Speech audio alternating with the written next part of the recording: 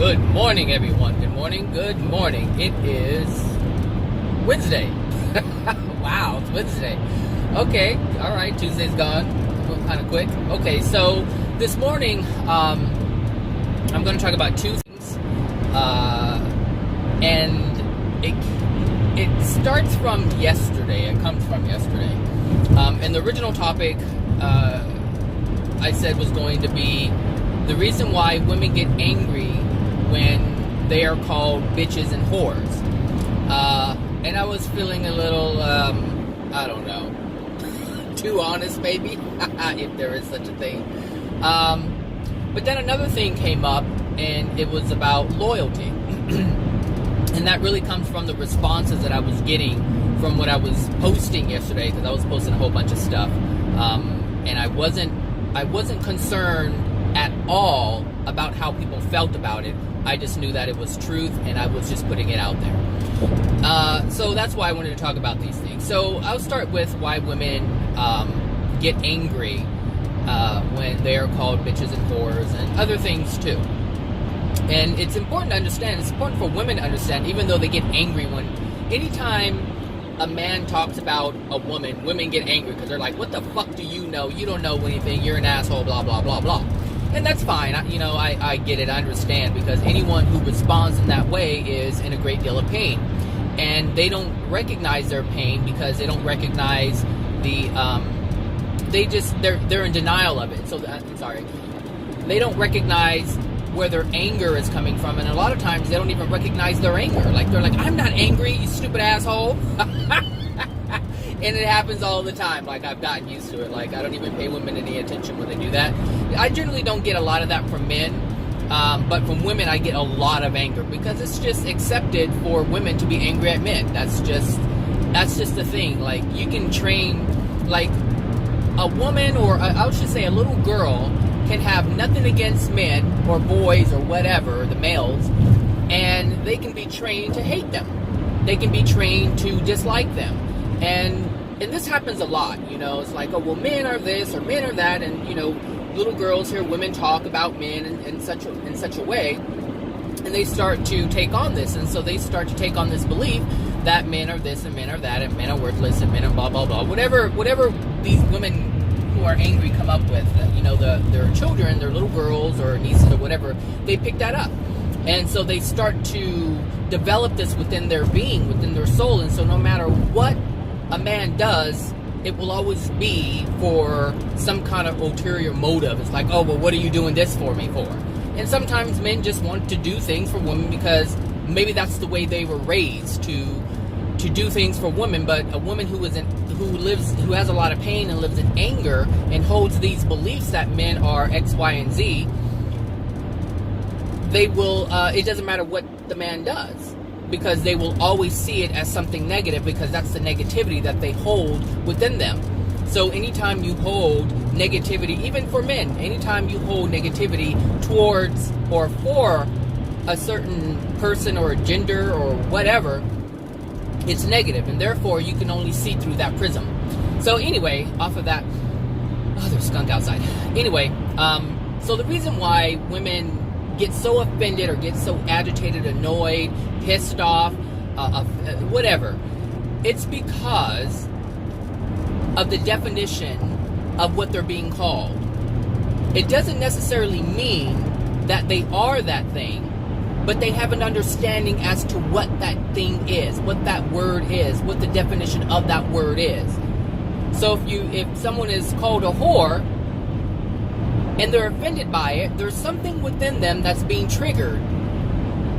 And there could be a slew of things. It could be, well, if you look at what the definition of a whore is, and understand that the definitions vary from person to person, from group to group. It's not always the same.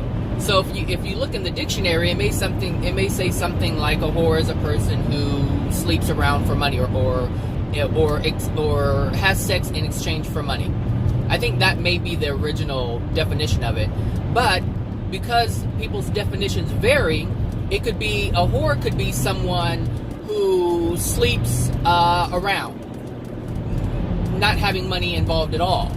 It could be someone who sleeps with the guy and they're not in a relationship. They say, oh, I'm dating this guy, sleep with this person. The next week they're dating another guy and they sleep with that person. And the next week they're dating another guy and they sleep with that person. They could be considered a whore. It really depends on the definition and how a person sees it. But for the most part, it's basically you sleeping with someone that you're not in a relationship with. That's the basic understanding of what that means. How many? That's, up for debate depending on who you talk to. But for the most part, that's what it is. You're sleeping with someone you're not in a relationship with. So you become a whore. Now, if a woman has ever in their life done this, and they understand that being a whore is when you are sleeping with someone and you're not in a relationship with them, they will understand that they have done something that is considered whorish. That is something that they have engaged in and they don't like it. It's not that they felt anything was wrong with it. It's the fact that other people see that something is wrong with it. And this is why they get angry. Because they do not want to be seen in that negative light. They do not want anyone, even though they obviously they feel it's okay. If you're dating someone or kind of dating someone, or you meet someone at, one time, at a bar and you sleep with them and this happens on a regular basis, then it will be considered a whore. So this person would not want to be considered a whore. Now, what some women do is they own the label. They're like, yeah, whatever, I'm a whore, I sleep with this, I sleep with whoever, as long as they're cute, blah, blah, blah, blah. They'll own it. And they're not really owning it. They're just trying to get ahead of the insult. Because how is that thing? If you insult yourself first, then someone else can't do it because it's already been done. So it's not that you are a whore. It's the understanding that what other people believe a whore to be, and if you have engaged in that. The same thing with bitch. A bitch has a definition, being mean, rude, dismissive. There's so many different definitions that word is associated with. And the issue with that is, again, women do not want to be labeled as this. They don't want to be known as being a bitch. But yet, at the same time, there are some women who own it. And for the reason I just explained. Because they want to get ahead of the insult. If they take control of the insult, then they can't be insulted. It's like they take away the power from another person presenting it first, because they already said it. Well, yeah, I know I'm a bitch, so you can't use it as an insult because they've already claimed it. They've already owned it. And this freeway is light. Like, what is going on? Is it a holiday? Like, oh my gosh. Okay, I'm not complaining. Because I left late and it looks like I'm going to be on time. So, anyway.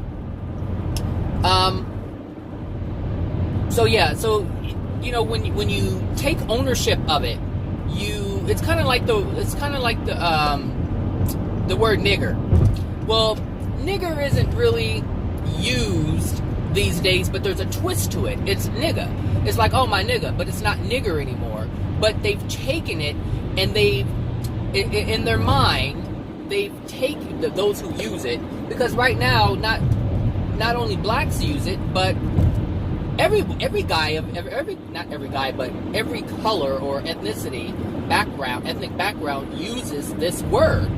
There are Asians who use it, Hispanics who use it, blacks who use it, Caucasians who use it, Native Americans who use it, depending on whatever group or culture they're associated with. So now it's like, oh, my nigga, but we all know the original, the origin of that word. And this was a way of someone taking the power from what it was and transforming it into something else. And pretty soon, nobody's really going to know the origin of it. I mean, you give it a couple of 100 years, and it may just be what they use it as now, which is a term of endearment. But at one time, it was not used as that. And so at some point, the word will transform, just like we use words today, that, like, for the word bitch, like, a bitch was once used to describe a dog, but now it's used to describe a woman. And sometimes men too. Oh, you being a little bitch. But the thing is, it's the transformation of these words that we don't understand. You know, it's like, okay, you take something that was once used to describe a dog, you take that word or term, and then you apply it to a female, and now you've associated this word with the female, but now you can use it and apply it to a man, but understand it's not used as the same thing. When it's applied to when bitch is applied to a man, it's used to deem him as weak. You're a little bitch, you're weak. And that's how men see, not all, but this is how men see women to be.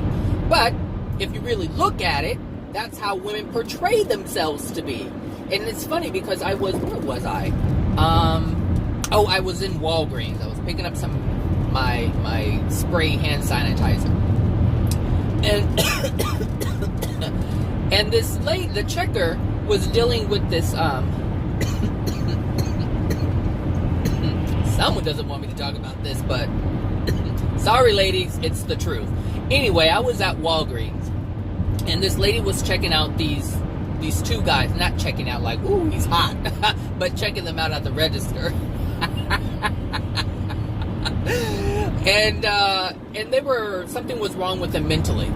And so they weren't understanding clearly what needed to be done, and something had happened, I guess, to get the Walgreens discount. She had us, scan the card again, and he had to take stuff out of his bag and get the card out. And she was like, yeah, I don't know what happened. And she was acting like she didn't know what the heck was going on. She was just acting weak and timid.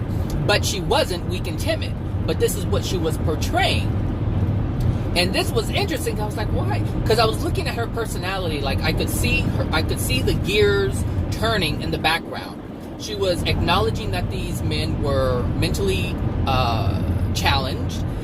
She was understanding that they had, some type of cognitive issue going on. She didn't know the exact, thing that was going on with them, but she knew something was off with them.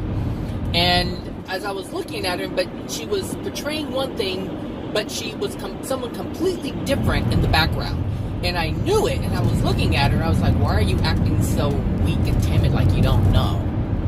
Oh, I don't know. And maybe she was reflecting back, and maybe that's what it was. She was reflecting back. But the thing is, when you're dealing with someone who is different than who you are, who is, say, challenged in some way, shape, or form, you don't mimic what they're doing. You stand true to who you are. So if you're a strong, confident woman, you're going to stay acting a strong, confident woman. You're not going to alter your being. You're not going to alter the presentation, your presentation to someone else to match that who you're dealing with. You're going to maintain your being. And this is part of the issue, is what we do as human beings is we try to appease and we try to basically appease the people who we're interacting with. And in order, so we try to appease the ones we're interacting with by being what they feel is comfortable, what makes them comfortable. And this is a disservice to ourselves, because we make ourselves small. Women, listen to me when I say this. We make ourselves small for someone else. And this is something that we need to stop doing as a whole, but even more so for women, because women will shift and change. They're like chameleons. They can be sweet and loving one time, and then they can be what people call the bitch another time. It's like, if you just be who you are and own who you are, then there wouldn't be any problem. You wouldn't have to shift back and forth. You wouldn't have to pretend you're a nice being when really you have a lot of pain and anger. It's like, if you really hate me, then express that however you need to express that, but let it out so that you can see it. Because when you try to hold back who you are, who you choose, who you want to be, what happens is you will develop some type of anger, and you'll say, well, we can't be who we are because a man, and you'll use any excuse to sustain the reason why you're doing it. When in actuality, the only reason why you're doing it is because you're choosing to do it. And it's not just about women, it's about men too. Men will try to be something different when they're around a woman. And even if they want to court them, if you will. Oh yeah, it's like they'll be, straight and narrow with anybody else, but when they want to date someone, they're like, hey baby, and they're all kind and sweet and loving. It's like, obviously that's not who you are. That is not who you are. And if that's who you are and you're being someone else around other people, then you need to look at that too. But anyway, back to bitches and whores. It doesn't mean that's what you are, and it could mean that this is an emotional injury that has been passed on to you. So if your mother has felt some type of way, or grandmother, or great grandmother, or great, what the hell is going on here? If this has been an emotional injury that's been passed on to you, this will be a trigger to you as well. So remember I said, I had mentioned that, if you sleep with someone and you're not dating them and you see this as a whore, by definition, by your understanding of the definition, then you can feel some kind of way because you don't want anyone to know that you've done this, because this is an understanding that you have, and you don't want anybody to know that you have done this. You don't want anyone to label you this. But if this has been passed on to you, you could not even have had sex, but have the emotional injury due to it being passed on to you at conception. But it's really important to understand this, because women, you allow yourselves to get so bent out of shape when you're called this word. And the thing is, you're not this definition. You are what you choose to be. And if you don't see that as being a whore, or you don't see yourself as being a bitch, and you don't have whorish and bitch ways, or however you would say that in that tense, then you're not that. And there's no reason to get bent out of shape. Like, someone just called me an asshole this morning because there was something about abortion. I guess the state of Alabama has passed a law where doctors, it's considered a Class A felony or something like that. Class A something,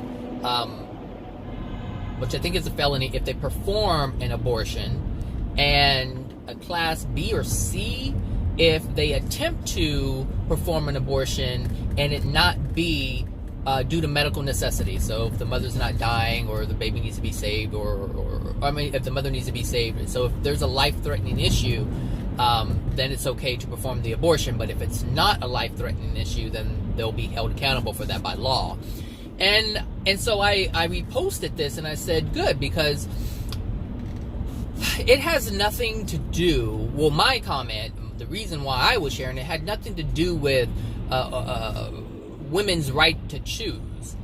Because that's what the issue is women are so focused and stuck on the government saying what they can and cannot do.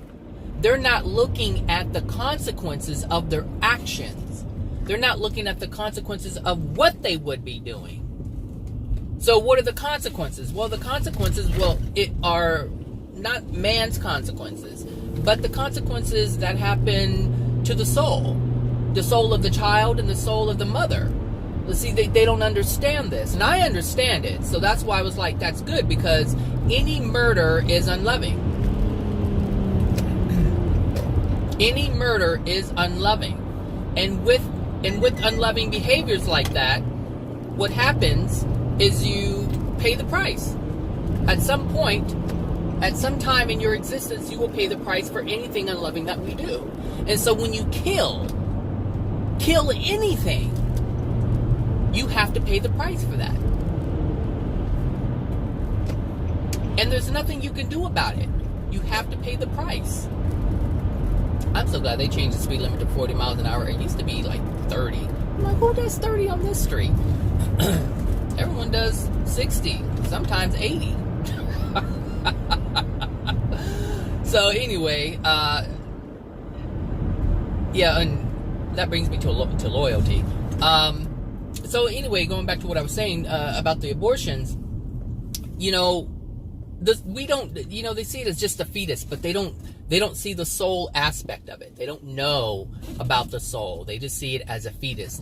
If it's not born, there's no consciousness. And so they don't understand that consciousness happens at the moment of conception. At that moment, that soul is now aware of itself. It's not aware of its arms or brain or anything like that, because it doesn't even have that yet. It's just aware of itself. It just knows. It's like aware. It's like you open your eyes in the morning. That's the easiest way I can explain it, is when a soul comes in and incarnates, and at conception, right when sperm enters the egg and that connection is made, awareness is happening. It has happened. And so if you're sleeping and there's darkness, there's just nothing, because usually if you're not dreaming, there's nothing. And then you open your eyes and you're aware. Now, when we open our eyes, we're aware of the ceiling, the walls, where we are, who we are. We start processing the yesterday's things and what we need to do today and all kinds of things. But because we have prior experience, this is why these things come to us. But if you can remember back as a child, when you're looking at things, but you don't know what it is, but you see it. And it's self-awareness. It's like, oh, I'm aware that I'm here. And that's basically all that the soul knows, is that I'm here. It doesn't know anything else. It's experiencing emotions for the first time, meaning the emotions that are being transferred to the soul at conception. It's now feeling that. It's feeling the mother. It's sensing the presence of the mother. It's sensing the presence of the brothers or sisters if they have some who are already born. It senses the presence of the father. It's feeling the vibrations now. I mean, all kinds of things are happening. So it's when this woman said it's just a fetus, and another comment was a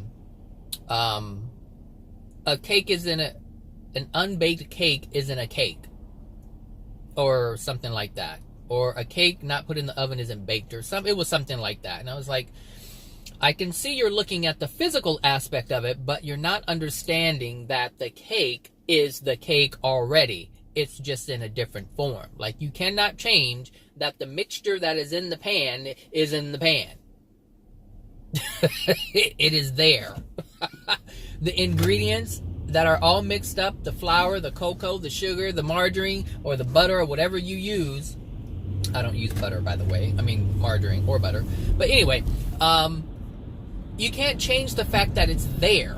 Just because it's not the form that you desire, the form that you want. Because trust me, there are some people who will just lick the batter because batter is the best part to them. They're like, "Oh, Mom, can I lick the beaters?" Why do you want to lick the beaters? Oh, because I like it. Well, don't you want to wait till the cake? No, I want the beaters. Do you understand? It just depends on your perception. But most of all, it really depends on what you want to use to sustain whatever your belief is. So if a woman's belief is nothing bad is happening to the baby if I abort it before it's born, then you'll want to use any and everything to sustain that belief, because that's what you want to believe. And I understand women don't want, it's like if it's from incest or if it's from rape or anything like that. No one, like a woman doesn't want to have a product or something to remember the incident by, because that's their main concern is, I don't want to have to look at this child and be reminded of the rape. I don't want to have to look at this child and be reminded that it's my father. I don't want to have to look at this child and be reminded of my trauma. And I understand that. I get that. But, remember I said a long time ago, and I do say it in recent times as well, if you do not deal with your pain, someone else will.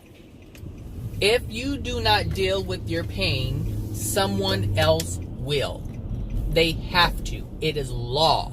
There is no way you can go around that. So, if whatever is within your soul that's calling forth incest, that's calling forth rape, that's calling forth being perpetrated in any way, shape, or form, understand your soul is doing that.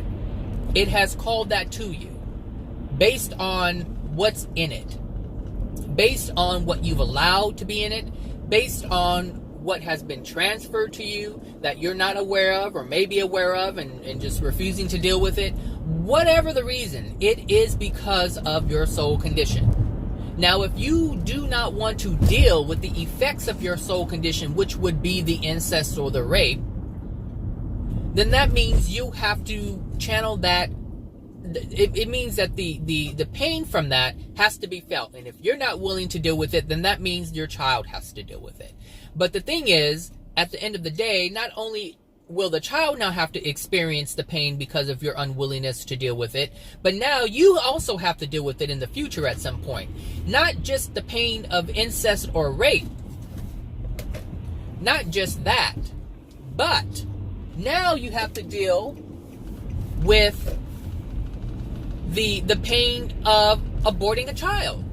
So now you got a double whammy because of your denial. And this happens every single time. When we are in denial of feeling something, anything painful, we have to deal with it even more, because we create more karma when we deny ourselves the opportunity to release the pain. So we create more karma for ourselves. And that's because we take actions that are unloving based on our unwillingness to deal with whatever pain is present at the time. So if you were raped, or you had a child through incest and you didn't want it, or you did want it, some women, some girls, some families are raised in a family where you just screw one another, whether you're brother or sister, father, mother, it doesn't really matter. There are some sons who are fathers to their brothers, which is a weird, I think I said that right. There are some sons who are fathers to their brothers and sisters. Yes, I did say that right. And that's a normal thing. For them, that is normal. But it's coming from a place that is unloving. It's not known that it's unloving, but it's unloving. Now, it depends on in a situation like that. If the mother is the one who is the aggressor and has trained her son to have sex with her at an early age, then she is the unloving one. It could be unwilling, because we do get an uncomfortable feeling anytime a family member is sexual with you for the first time. It's uncomfortable. It's a very uncomfortable feeling, versus having a sexual experience or sexual come on by a stranger. They are completely different. Completely different. So if the mother is the aggressor, and the boy grows up just learning how to be this, then she's the one who is in error. She's the aggressor. And so he will have to learn his unloving ways, but he's not held accountable. He's not held accountable for the unloving things that he was forced to do. He's held accountable for the unloving things that he was aware of when he was doing it. So this isn't something that you would go and tell your schoolmates. This is something you keep private. And if you keep private, then you already know it's unloving. You already know there's something wrong with it. This is the telltale sign, people. If you're keeping a secret from someone, it's because you feel it's wrong. You feel it's unloving. You feel there's something wrong with it, whether you feel it or you know that someone else will view it in such a way. Because like I said, you could believe that you're doing nothing wrong, but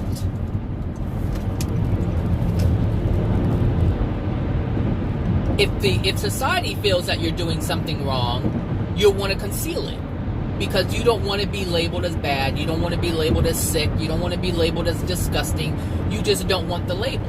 And this is what I'm talking about. This is what I was referring to when I said, when I talked about the word whore. I'll stay here, I guess. It's not so much that you believe what you're doing is whorish. It's what society believes that you're doing is whorish. This is where the issue comes up. And so this is why it's important to understand, why do I want to get off here? I don't know. There's a big truck behind me. What is it? 703? It says get off, but I may not have enough room. Yes, I will. Here I am. Here I am. As my apple rolls into the floor. So anyway, yeah, that's what that's that. But it's, for you women who get irritated and agitated, Oh, here's another example. A friend of mine said, I don't give a damn who calls me whatever. I don't care anymore. And I was like, you're such a liar. And I said, effing liar. Like, you're such an effing liar, because I know this person. I went to school, junior high with this person. So I've known this person for many years. And I've seen how pissed off and angry and easily agitated she gets. So I know if someone calls her out of her name like that, she's going to go off. She is going to go off. And she was like, well, and then she changed it after I said that too. Well, it depends on who says it. And it's like, exactly. That's exactly it.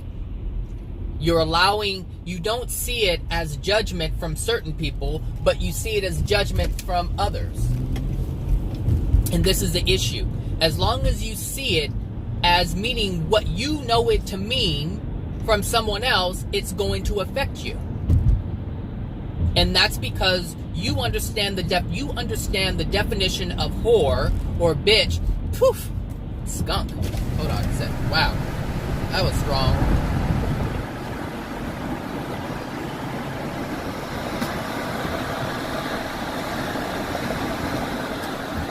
Poof, wow, that's some strong skunk right there. It's because you already know the definition of that. You have an understanding of a definition. And this is what bothers you. You don't want anyone to know you as being that. So you don't care if your best friend calls you that. And usually it's because you know that they've probably done similar things. So it's like, well, if I'm a whore, you're a whore too. So it's kind of like you understand that you're both whores from that definition. But if someone you don't know calls you that, you don't want anyone else to know you as being that. So just understand, when you get irritated, agitated, frustrated, pissed off, whatever, there's a reason why. And it doesn't have to be because you are that. It's because there's something within you that feels that you are that. In some way, shape, or form, depending on what your definition is, because like I said, the definition is going to be different for every single person, every single woman. And it's interesting because when I posted it, I said, hey, tomorrow's YouTube video topic is going to be why women get angry when they are called bitches and whores. And so a cousin of mine, well, she's not technically my cousin, she's my little brother's cousin, but you know how black people are, we're all family. That's until we're not anymore, right? So anyway, she said, for the same reason why men would get offended when they're called that. And she said, and that's because the truth hurts. And so that told me that she is easily offended by that. And she's offended by any man calling any woman that, even if it was a topic like I'm talking about now. That is not even calling women bitches, but explaining why they feel that way when that word is used to describe them.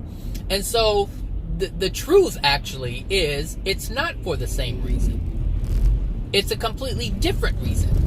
But nice try. I was like, you tried it, but try again, because that's not the reason. The reason why a woman doesn't want to be labeled that is different than why a man doesn't want to be labeled that. And the thing is, she could call me a bitch and a whore, and it's not going to do anything to me. It's not going to, and it was meant to inflict the same type of pain that it would with the woman, but it didn't. And it doesn't for the most part. Like, you can call a man a whore and they'll look at you like, yeah, you can call me whatever you want, but basically I'm getting pussy, and that's all that it is. Like, really, that's how a man would look at it. So no, it's not for the same reason, because if the word whore is used to describe a woman who sleeps around and it's considered bad to do that, and a man is called a whore, but it's considered considered okay to do that, it's not going to have the same impact. It's not the same meaning. It holds the same definition, but it does not apply. And the reason why it wouldn't apply to a man is because a man is viewed as being the great one if he's able to have 20 women in a week. If he can have 2 women a day, or 2 men a day, however you want to see it. It's kind of different for gays, though, but because gays carry the same, the same, I should say, how would I explain that? Because it is different for gay men. So a gay guy who is but actually for most gays, really. Not for most gays, not all gays. So the same definition that's held for a woman as being a whore is the same definition that a gay male would hold if he is the bottom. If he's the bottom, then that word, excuse me, that word would offend him in the same way that it would a woman. And that is only, and this is a completely different subject, but that is only because gay men who are bottoms identify with women, because that's the only thing they have to identify with. They don't know, like a gay, for the most part, gays do not know why they are the way that they are. They just know they're like that, but they don't understand why. They understand they may have feminine qualities, but that doesn't make them a woman. And so what they do is they identify with that who they're most familiar with in terms of identity, characteristics, personality type. And so if they identify with women, then they're going to align themselves with that, and they're going to, when they identify with that and they align themselves with that, they take on the same definitions or understandings that women do. So, for instance, if that roof is just a mess. If a woman, if a gay guy plays the bottom role or is the bottom, then if someone called him a whore, of course, because basically men are fucking him. And so that's the way it would be with women. If guys are allowed to fuck them all the time, then they're considered a whore. It's the same thing it's because of how they identify. And it's because women are the ones who are basically the ones who are penetrated. The guy who is gay and is a bottom is the one who's penetrated. Therefore, they claim that definition of whore. However, if you're a gay guy and you're on the top role, then you're not. You can't claim that, really. It doesn't apply to you because you're not the one being penetrated. And that's really what it boils down to, is the physical aspect of sex. It's the physical aspect of sex. If you are the one being penetrated, the word or the definition of whore will be applied to you, because that's something that is applied to the one who is penetrated. But the one who penetrates is not. It cannot. It was never designed to be that. And this is why it's so important to understand all that's going on, because it has nothing to do with the reason why you believe it to be. It's because of who's getting screwed and who's not getting. It's like who's getting screwed and who's doing the screwing. That's basically what it boils down to. Is there something over there? That's basically what it boils down to. This whole whore thing, it ruins lives and is based on who's screwing and who's getting screwed. That's so stupid. That is so ridiculous. But this is the degradation of one's soul. This is the degradation of the souls. This is the degradation of the souls who have a lot of pain. They cannot see this. They cannot see it. And if you know this, if you understand this, then it's like, well, that's stupid. Of course it is. So ask yourself, why do you allow it to bug you? Why do you allow it to alter your being? Why do you allow it to alter your emotional state when someone says it? Because you've accepted the definition of it. But really what it... They're vaping. Let me close my thing here. I don't want that in my car.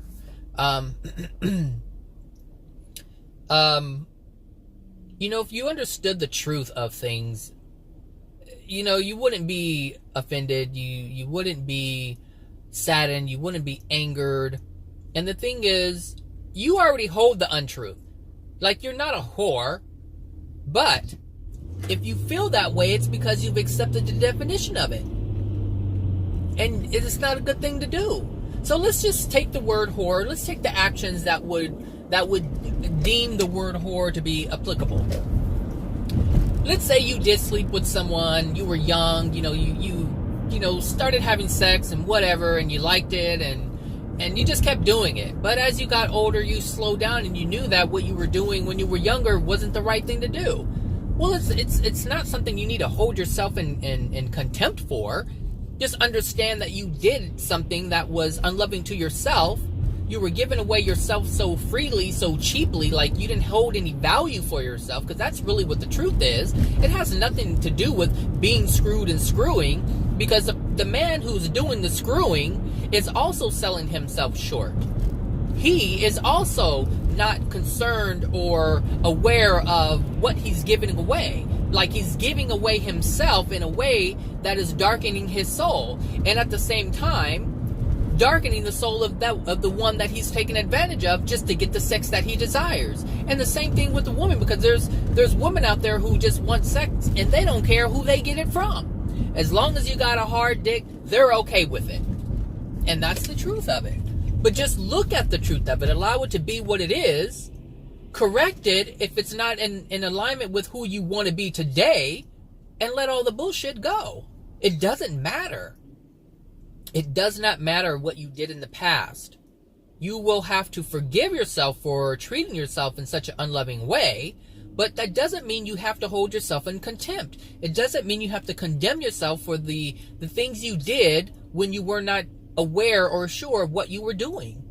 This is so important to love yourself in that way.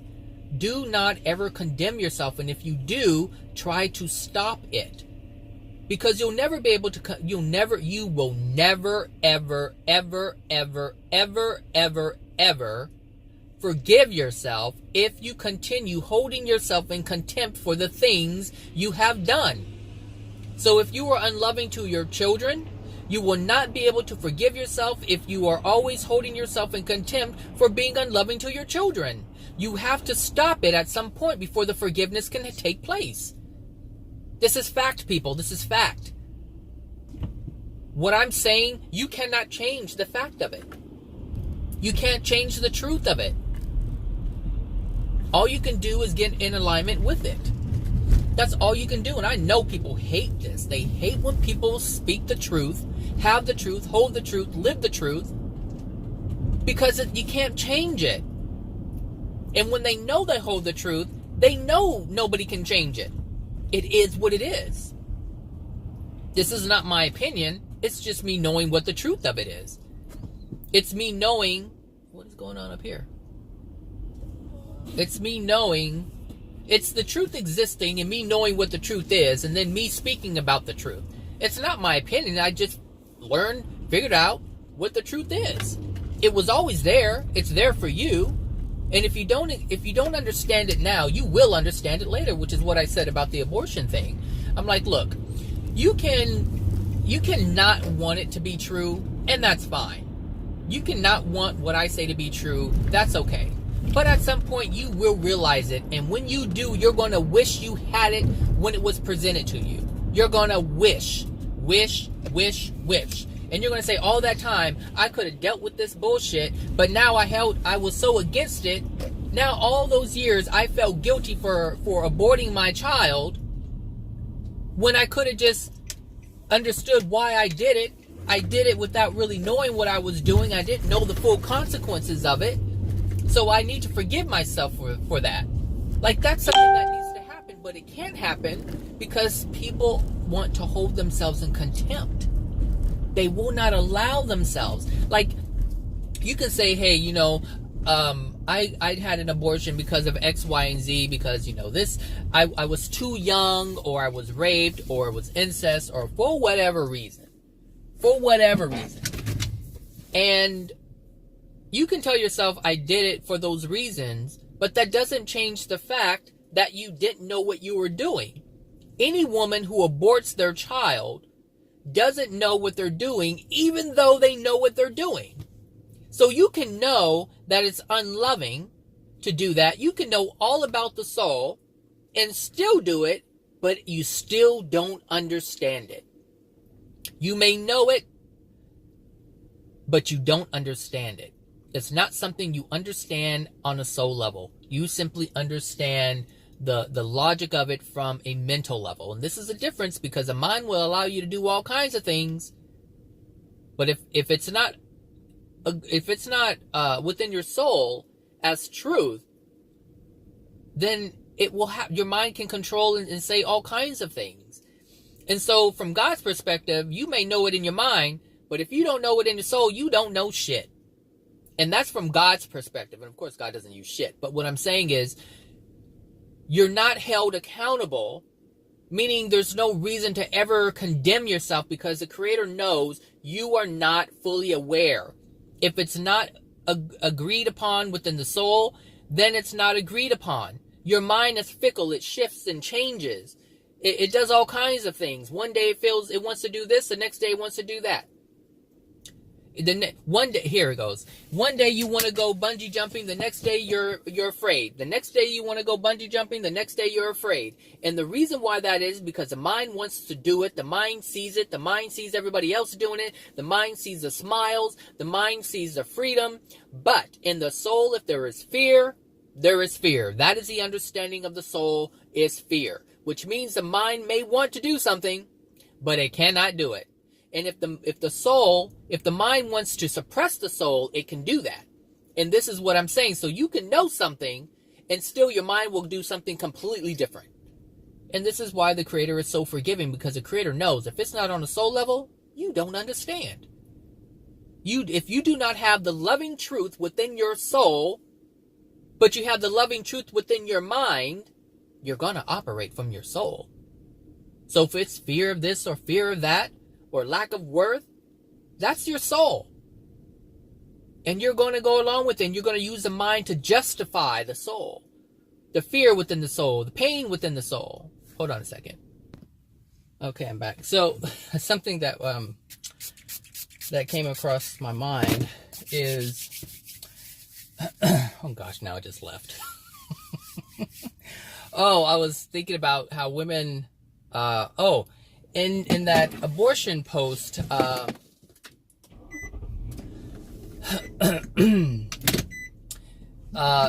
someone said something about a woman's right to choose or something like that. And that's really not what this is about. That's what they're making it about. And like I said just a moment ago about the soul and the mind, the reason why women are making it about the right to choose. And so here's the thing. When women look at the government as making the decisions for them, not allowing them to have an abortion or allowing them to have an abortion, this whole right to choose thing is a smokescreen for the real issue. The issue isn't the government allowing or disallowing women to choose to have an abortion. The issue is the abortion itself. And so as women are focused on men taking away rights or granting rights, they're focused on that. They're not looking at what they're actually deciding. They're looking at their ability to decide, but they're not looking at what they're deciding on. And it's not about, because if you were a loving person, and here, let's just put it like this. If you're aware of the soul, you're aware of the spirit body, you're aware of the physical body, if you're aware of the process, if you're aware of what happens to the baby, the soul that's attached to the fetus, if you understand the emotional pain that happens, if you understand what happens in the spirit world when that happens, if you understand how celestial beings come in and try to comfort, if you understand the physical and emotional pain that the baby is feeling, if you understand that, you wouldn't have anything to do with what's going on with the government right now in terms of people or a government deciding if a woman can or cannot abort a child. Because anyone who knows what I just talked about would never choose that option. And so it wouldn't matter if the government was saying you can or can't, because it wouldn't be something that they would do, period, because it would be unloving. And this is so important, because we base our decisions, most of our decisions are based on things that have nothing to do with love or the lack of it. It's always for some other reason. It's always for some man-made reason. And so when you look at the government, that's a man-made reason. Should a woman have the option to choose to abort their child? Versus, I can't abort a child because I know what I'm doing to myself emotionally, and I know what I'm doing to the soul of the fetus emotionally. I know that for years I will be plagued with guilt and shame. I know for years the child that I aborted is not really aborted, is still alive, and now they have to deal with trauma. Do you understand? Like, if we look at it from God's perspective, meaning from the perspective of truth, which is basically the perspective of love, if you can look at life through that lens only, all this other bullshit that's going on in the world won't apply to you. It's one of the reasons why race does not apply to me anymore. It did once, because I grew up believing that, I am black, but in actuality, I am Zachary. I am a soul with the name Zachary, and I'm multiracial, so or multi-ethnic. So I'm not just black. I'm Mexican. I'm this and that and the other. But that's just the external aspect of who I am. That's not who I am. That's an aspect of who I am. But that is not who I am. So I don't go around raising my fist saying pro-black this and yeah, black that, because I already know that's no different than the government saying if a woman can choose or not choose. It's unloving for me to focus on something like that because I know there's there's something deeper about me. It's not the color of my skin, but I guarantee you every single person, especially every single black person, even Hispanics or Asians or whatever you choose, if they are focusing on their ethnic background, their race, then they're focusing on things that man focuses on. They're not focusing on who they are. They're focusing on one aspect of who they are, and that disallows them from knowing the entirety of who they are. That disallows them from knowing the powerful aspect of who they are, because the blackness is not power. The soul is power. The soul is what holds all the power. The soul is also what holds the degradation. Black people right now in America are experiencing what they're experiencing because of their soul condition, not because they're black. The blackness is what they focused on. It's like a group of people. We come from groups. So the black group made a decision as a whole. They all suffered as a whole. But there are black people who have not suffered, who have never suffered in slavery whatsoever. Ever. Their lineage does not hold that. Just like you look around today in America, there are people who come from groups and they veered off from the group. They're not walking around drinking and smoking and hanging out on porches all day long. They decided to do something different. And so they're not experiencing the same consequences as those who chose the group. And this is what I'm saying. We can't look at the physical aspect of what's going on. We must look at the soul. We must look at what is within ourselves. And it really doesn't give a damn who gave you what, whether your parents gave you emotional injuries, your grandparents, it doesn't matter what they gave you. What's important is that you understand what's within your soul today. It does not matter about their past as long as you're willing to deal with what's in your soul. Just understand that their past is your present. Their emotional injuries is now yours, your own. It's something you have been given. It's something you have been given. And so now you must deal with it. It is yours to deal with. It's in your soul. You can hate the system for it, but that doesn't change the fact that you have to deal with it. A lot of people hate the system, the way God's system is created. And I understand why, because they don't know how to it's like they hate God's system because they don't know how to operate within the system to undo what they don't like experiencing, what they don't like feeling. This is why it is so important for me to learn about the universe, learn about the soul, because if I can learn it, if I can accept the truth of it, then I have the power to manipulate it and control it the way I want to. It's not something that just happens to me.